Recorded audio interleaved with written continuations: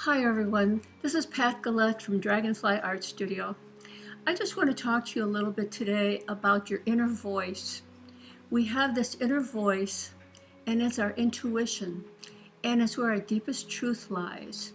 And if we had a way of accessing this inner voice with every creative work we do, um, we could get into some really true, authentic, original, uh, taking our art to the next level type things. So let's just see if is there a way that we could create a pathway to this? Are there things that we could do to get us there? First of all, I just recently heard someone say, let your art tell you what it needs.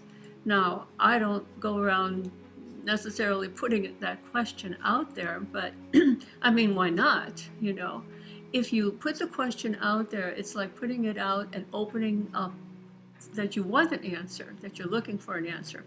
So I will often just kind of stop what I'm doing, and I know that when I've done other things and I've had a question and not known what direction to go in, if I go off and do mundane tasks, routine things that I don't have to really think about, this kind of shuts down that talkative, logical side of the brain, and it opens the door to the creative side.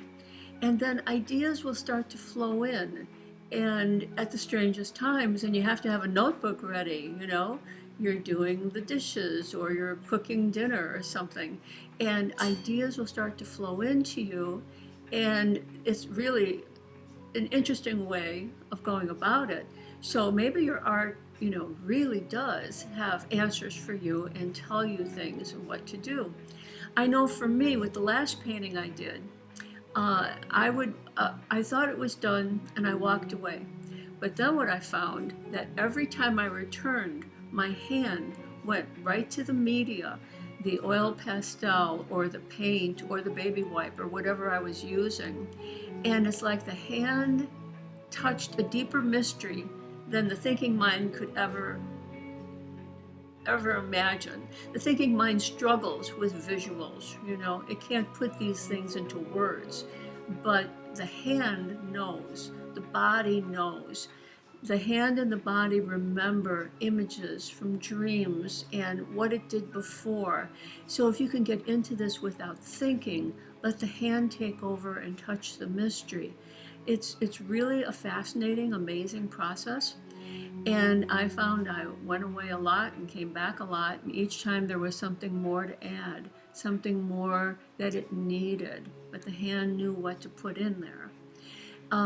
Also, the ideas that will come to you will often be visual, not in words. So there may be images that come your way. Maybe something comes in the mail. It's really a fascinating process how this works.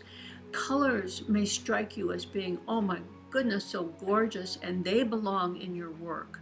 It's really an interesting process, but you have to be open to looking for these things, listening to that inner voice and what it has to say to you, and it may say it in images.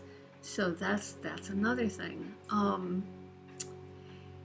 Thirdly, look at your art with fresh eyes, okay? Take your phone, take a photo of it. When you look at your art, whatever you're working on, in a different format like this, what it needs just stands out. It'll be like you won't be able to help yourself. You'll know exactly what you need to do, and you'll get right back to it, and you'll change it, you'll blend it, you'll add colors, whatever it needs. But seeing it in a different format really makes all of these inconsistencies stand out for you. So that's one thing. Also, another thing, try journaling about each piece you do. Instead of rushing on to do the next piece, stay with one piece. Give it space and time to tell you what it needs. When you journal, you may have to get through a whole page of stream of consciousness writing before you get to the really good stuff. But write about the colors you used, write about what you like about it, what's doubtful about it. Ask it if it's done. Again, the hand, let this hand tell you what it needs. Let the hand write out ideas and thoughts and anything that may add to the process. It's a real fascinating way of doing this. So I would encourage all of us to just kind of take a step back from our art that we're working on when we think it's done and give it a day or two. Give it time and space to tell us what it needs. It could make all the difference because when you start to listen to the inner voice, you may find that it has plenty to say. Thanks for being here. Talk to you soon.